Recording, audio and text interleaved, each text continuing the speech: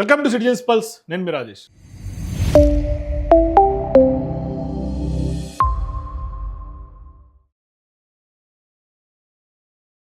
మనకు తెలుగులో ఒక సామెత ఉంటుంది, ఎలక తోలు తెచ్చి ఏడాది ఉతికినా నలుపు నలుపే కానీ తెలుపు కాదే అని మనం చిన్నప్పుడు చదువుకున్నాం.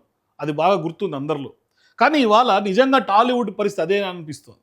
ఎన్ని జరిగినాయి, ఎన్ని ఇష్యూస్ ఫ్లేరప్ అయినాయి, ఎన్ని తెర మీదకి వచ్చినాయి, ఎన్ని కాంట్రవర్సీస్ చూసినాం, ఎన్నిసార్లు ప్రజలు చీకొట్టినారు ఇవాళ టాలీవుడ్ మీద, వాళ్ళ వ్యవహార శైలి మీద, వాళ్ళ భాష మీద, వాళ్ళ తీరు మీద, వాళ్ళు మాట్లాడే విధానాల మీద, ఓపెన్ బహిరంగ ఫోరమ్స్లో వాళ్ళు చేసినటువంటి సెన్సేషనల్ కాంట్రవర్షియల్ కామెంట్స్ మీద ఎన్నిసార్లు మాట్లాడుకున్నా, ఎన్ని జరిగినా టాలీవుడ్లో ఉన్నటువంటి అగ్ర హీరోలైనా, టాలీవుడ్లో నటీనటులకు కానీ కొంచెమన్నా సిగ్గు ఉందా అని అనిపిస్తుంది. ఎందుకంటే సిగ్గు తప్పి మాట్లాడుతున్నారు, ఇవాళ బలుపెక్కి మాట్లాడుతున్నారు.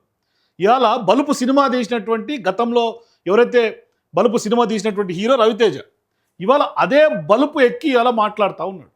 ఇవాళ ఇప్పటికి కూడా ఇంకా మహిళలు బయటకు వచ్చి కమిట్మెంట్ అడుగుతున్నారు టాలీవుడ్లో అవకాశాల కోసమని. మొన్న కూడా వరలక్ష్మి ఒక ఇన్ఫ్లుయెన్సర్ చేసినటువంటి వ్యాఖ్యల్ని ఖచ్చితంగా ఈ సందర్భంగా గుర్తు చేసుకోవాలి.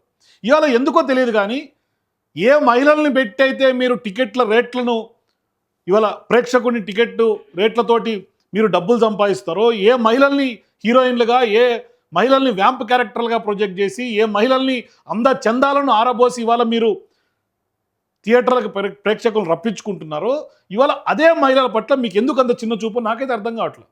ఇవాళ ఒక అమ్మాయి అండి, చిన్న అమ్మాయి, ఆ అమ్మాయి ఆయనతో పాటు యాక్ట్ చేసింది.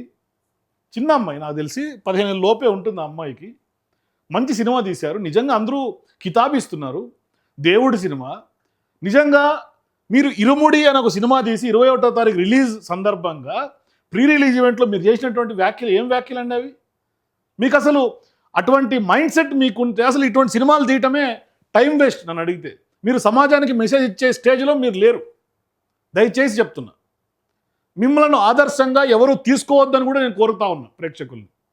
ఇటువంటి వ్యక్తులని మనం ఇన్స్పిరేషనల్ క్యారెక్టర్స్గా, మనం ఏదో వాళ్ళు మాకు సుప్రీం పవర్స్గా మనం ఏం అనుకోవాల్సినటువంటి అవసరం లేదు. వాళ్ళు సామాన్యమైనటువంటి మనుషులే. కానీ ఇటువంటి భాష, దిగజారుడు భాష, బలుపెక్కినటువంటి మాటలు కరెక్ట్ కాదు. మనం అందరూ సహజంగా అయ్యప్ప మాల వేసుకున్న తర్వాత, ఆ మాల ధారణ తర్వాత చిన్నపిల్లల్ని మణికంఠ అని మనం మొక్కుతాం. వాళ్ళకి అన్యం పుణ్యం తెలియదు, కన్యస్వాములుగా వాళ్ళందరికీ పాదాభివందనాలు చేస్తారు. చిన్న పిల్లలకి కాళ్ళకు మొక్కుతారు, గురుస్వాములే కాళ్ళకు మొక్కుతారు. మరి మీరు ఇరుముడి అని ఒక సినిమా తీసి మీరు ఏం మెసేజ్ ఇవ్వదలుచుకున్నారు? ఇవాళ ఆ చిన్న అమ్మాయి నా గురించి నిక్నేమ్ రూపంలో ఏమన్నా చెప్పండి అంటే ప్రీ రిలీజ్ ఈవెంట్లో మీరు మాట్లాడినటువంటి మాటలేందండి?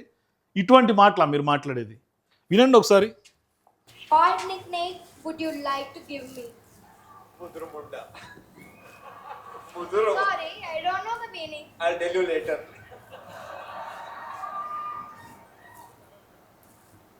What nickname would you like to give me?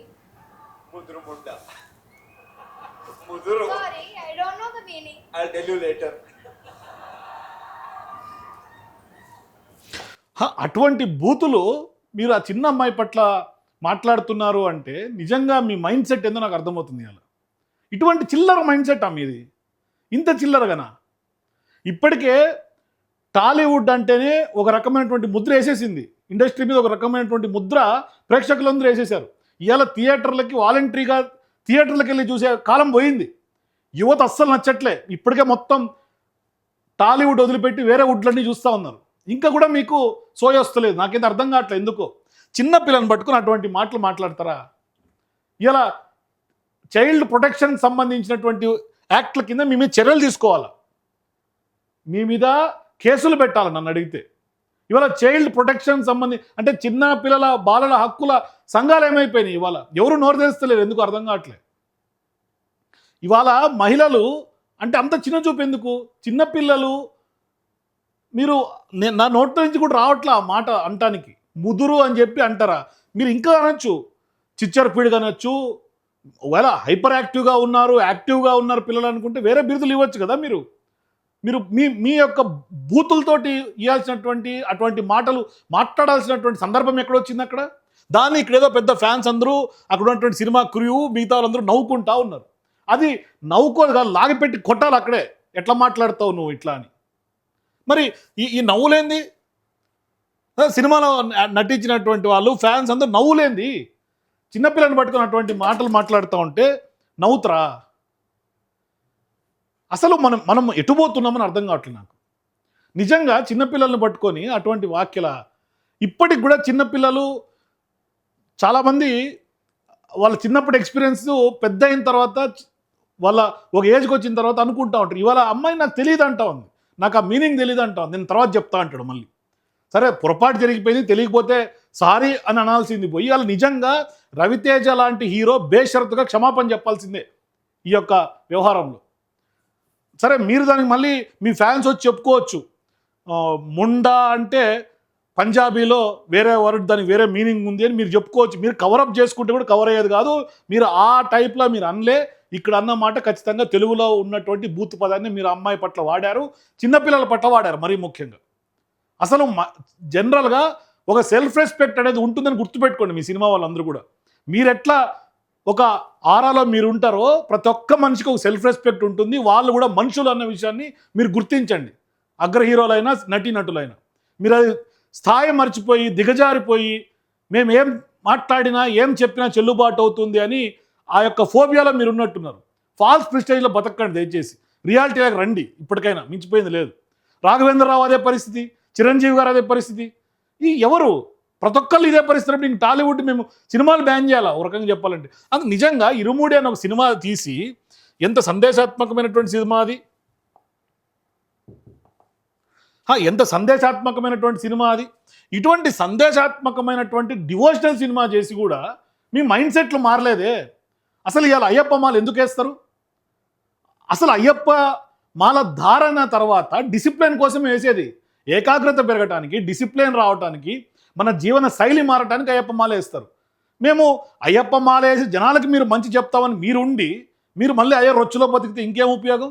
మీరు మాల వేసినటువంటి వ్యవహారం ఎందుకు? అసలు మీరు మాల వేసినటువంటి సినిమా తీయటం ఎందుకంటే మీరు మాలను కూడా అయ్యప్ప మాలను కూడా అవమానించినట్టే ఒక రకంగా చెప్పాలంటే. ఎట్లా అవమానమే మీరు అడగొచ్చు. అయ్యప్ప మాల వేసి కూడా మీరు కేవలం డబ్బులు సంపాదించుకోవడానికి కమర్షియల్ యాంగిల్లో మీరు సినిమా తీసిర్రు. అంతకుమించి వేరే కొత్తగా ఏం కనపట్లేదు నాకు. మీ మైండ్ సెట్టు, మీ దిగజారుడుతనము, మీ బల్బు మాటలు వింటా ఉంటే ఏమీ మార్పు కనపట్ల.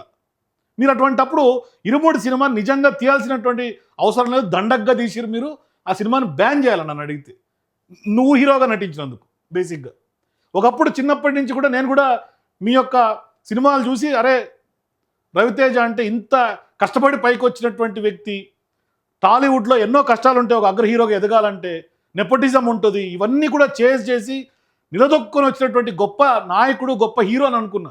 ఇవాళ మీరు కూడా ఈ స్థాయి ఇదే పంతాలో పోతున్నారు, ఇదే దారిలో మీరు కూడా నడుస్తున్నారు అంటే ఇక మీకు కూడా అందరి ఘాటిని మిమ్మల్ని కూడా కట్టాల్సి వస్తుంది. ఈ అమ్మాయి వరలక్ష్మి అని ఒక సోషల్ మీడియా ఇన్ఫ్లుయెన్సర్. మొన్న వారం రోజుల క్రితం పెద్ద దుమారమైంది టాలీవుడ్లో. ఈ అమ్మాయిని కమిట్మెంట్ కోసం హైదరాబాద్ పిలిచిర్రు అని చెప్పి.